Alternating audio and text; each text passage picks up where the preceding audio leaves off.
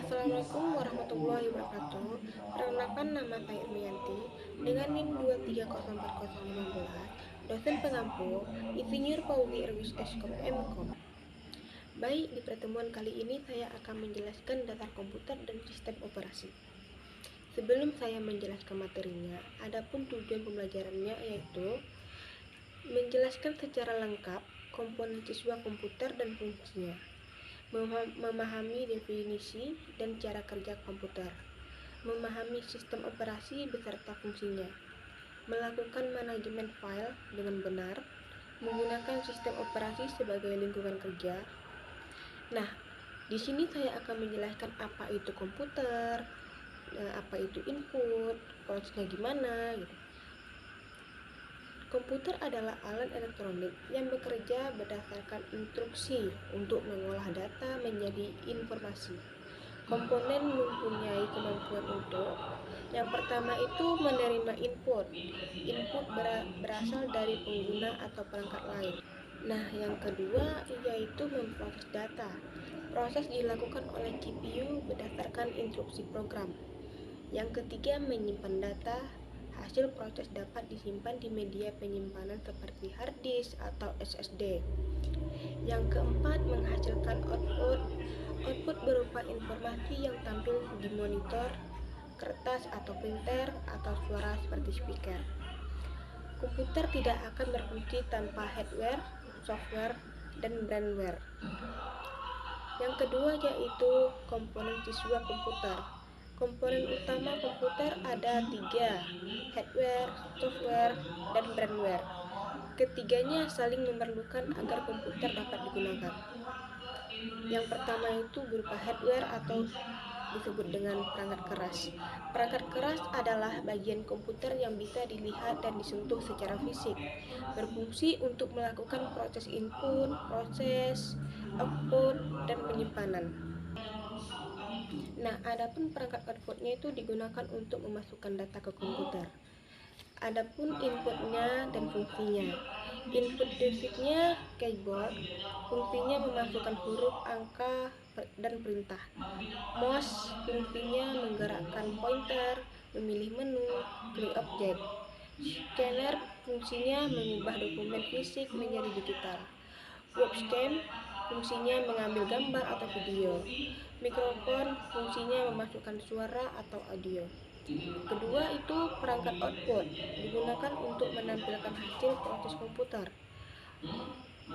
Adapun fungsi-fungsinya, monitor fungsinya menampilkan tampilan grafis dan interface.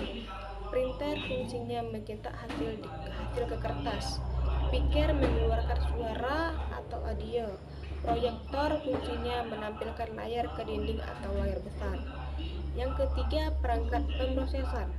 Inti dari sebuah komputer yang pertamanya itu berupa CPU atau disebut dengan Central Processing Unit atau disebut dengan otak komputer, mengolah semua perhitungan dan instruksi program.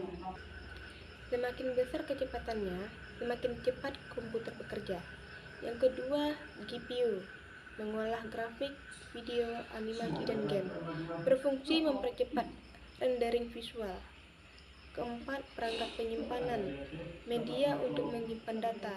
Yang pertama itu berupa RAM, tempat menyimpan data sementara saat komputer bekerja. Jika listrik mati, data di RAM hilang.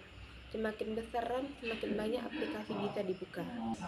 Yang kedua, hard disk atau SSD, menyimpan data secara permanen. SSD lebih cepat dan awet dibandingkan hard disk. Yang ketiga, flash disk atau memory card, penyimpanan portabel untuk memindahkan data. Yang kelima, perangkat jaringan, digunakan untuk koneksi internet atau line care, wifi adaptor, modem, atau router. Adapun yaitu software atau biasa disebut dengan perangkat lunak. Software adalah perangkat yang berisi instruksi agar komputer dapat bekerja. Software tidak bisa disentuh tetapi dapat dijalankan di sistem operasi. Yang pertama, sistem operasi atau operating system atau biasa disebut dengan OS. Sistem operasi adalah software paling dasar yang menghubungkan pengguna dengan perangkat komputer. Fungsi utama sistem operasinya itu berupa satu, mengelola hardware. OS mengatur CPU, RAM, printer, mouse, dan semua perangkat.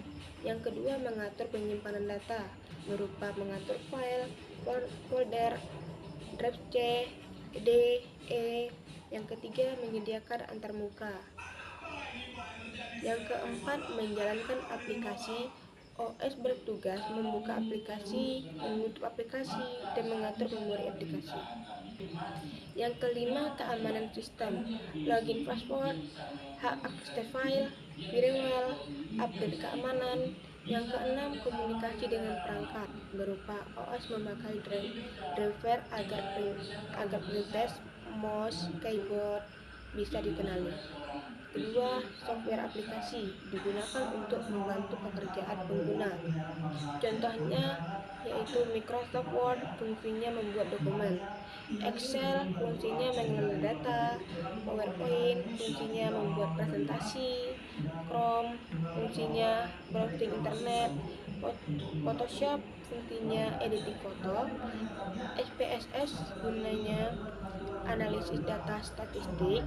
Yang ketiga, software utility, program tambahan yang membantu merawat sistem. Contohnya antivirus untuk melindungi dari virus, defrag untuk merapikan penyimpanan, disk cleanup intinya membuat file tanpa, backup tool mencadangkan data. C. Brandware atau pengguna. Brandware adalah orang yang menggunakan komputer baik untuk mengoperasikan, mengatur, atau membuat program. Jenis brandware yang pertama, operator, orang yang menjalankan komputer misalnya kasir, admin, dan siswa. Yang kedua, programmer, orang yang membuat aplikasi atau software. Yang ketiga, administrator sistem, bertanggung jawab pada jaringan, server, dan keamanan data. Yang keempat, end user, pengguna umum. Tanpa brandware, komputer tidak bisa berjalan. Yang keempat, end user, yaitu pengguna umum. Tanpa brandware, komputer tidak bisa berjalan karena tidak ada yang memberikan instruksi. Yang ketiga, cara kerja komputer atau disebut dengan data processing system. Komputer bekerja melalui 4 tahap utama. Yang pertama, input. Data dimasukkan melalui keyboard, mouse, scanner. 2. Proses. CPU memproses data sesuai instruksi. Yang ketiga, output. Hasil proses ditampilkan di monitor atau dicetak printer. 4. Storage. Data disimpan ke hard disk atau SSD untuk digunakan kembali. Keempat, sistem operasi lengkap. Pengertian sistem operasi adalah perangkat lunak dasar yang bertanggung jawab untuk mengatur seluruh komponen komputer agar dapat bekerja secara bersamaan. Tanpa sistem operasi, komputer tidak dapat dijalankan. Adapun fungsi-fungsi penting sistem operasi. Yang pertama, manajemen proses. Mengatur program yang sedang berjalan, seperti membuka aplikasi, menutup aplikasi, dan multitasking. Yang kedua, manajemen memori, mengatur pembagian RAM untuk program. Yang ketiga, manajemen file, mengatur penyimpanan data berupa membuat file, membuka file, menghapus file, hak akses pengguna. Yang keempat, manajemen perangkat, menghubungkan komputer dengan perangkat luar lewat driver berupa seperti printer, speaker, webcam, keyboard. Yang kelima, manajemen user, menangani seperti login user, password, dan hak akses. Yang keenam, keamanan sistem, yaitu berupa melindungi dari malware, virus, anti ilegal. 5. Jenis-jenis operasi. Adapun itu sistem operasi komputer atau desktop. Yang pertama, Windows, yaitu berupa paling banyak digunakan. macOS stabil dipakai di laptop Apple.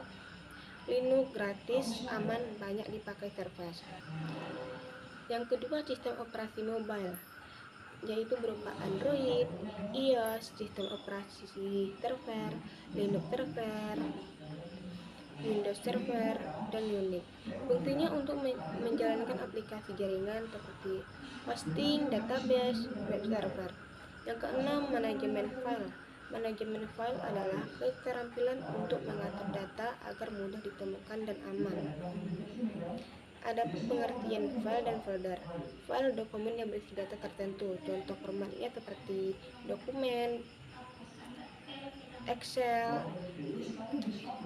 MP3, PDF. Tempat untuk mengelompokkan file agar rapi, yaitu fungsi manajemen file. Menyimpan data dengan aman, mencari file lebih cepat, menghindari data hilang, menjaga komputer tetap rapi. Nah, adapun kegiatan manajemen filenya. Yang pertama, create, yaitu membuat folder atau file. Yang kedua, rename, yaitu fungsinya untuk menggantikan nama. Yang ketiga, copy, menduplikasikan file. Yang keempat, cut atau move, memindahkan. Yang kelima, delete, yaitu fungsinya untuk menghapuskan. 6, sort, yaitu mengurutkan data. Yang 6, share atau mencari file.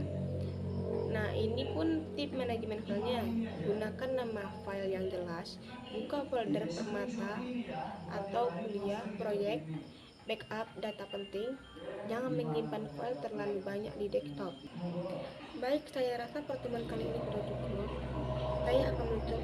Wabillahi taufiq hidayah. Assalamualaikum warahmatullahi wabarakatuh.